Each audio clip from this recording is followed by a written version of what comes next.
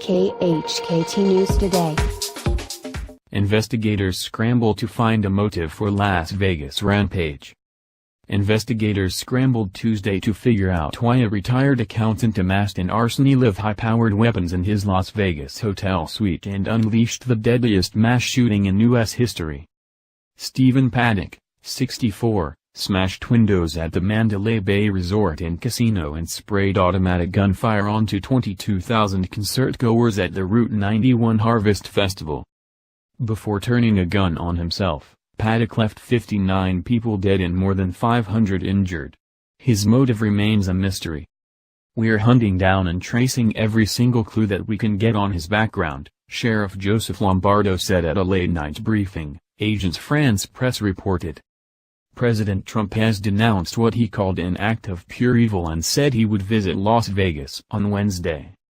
On Tuesday, when he is expected to visit hurricane-ravaged Puerto Rico, Trump tweeted, "I am so proud of our great country. God bless America." But the White House pushed back at calls to reopen the U.S. debate on tighter gun controls. "A motive is yet to be determined and it would be premature for us to discuss policy when we don't fully know all of the facts or what took place last night," White House Press Secretary Sarah Huckabee Sanders said. So far, investigators have found no manifesto or anything else to explain the madman's actions. "This individual is a lone wolf and I don't know how it could have been prevented," Lombardo said earlier Monday. "I can't get into the mind of a psychopath at this point."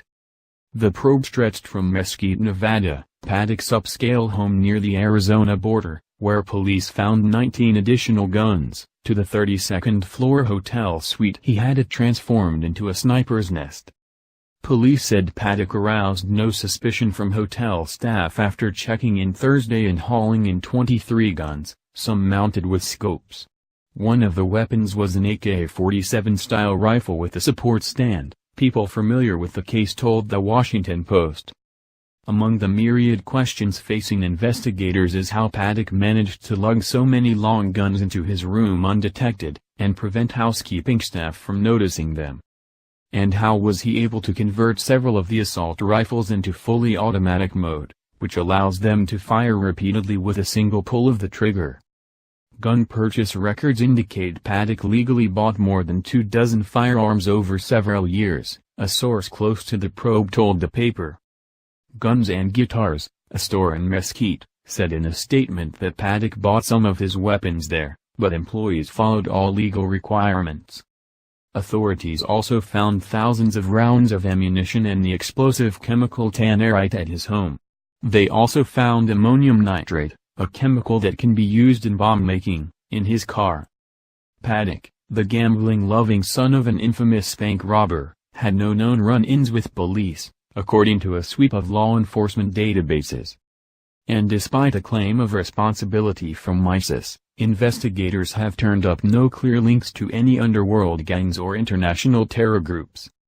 Paddock's brother Eric said he was shocked to learn that his sibling could be responsible for such carnage, noting that he had no history of mental illness or problems with drugs or alcohol.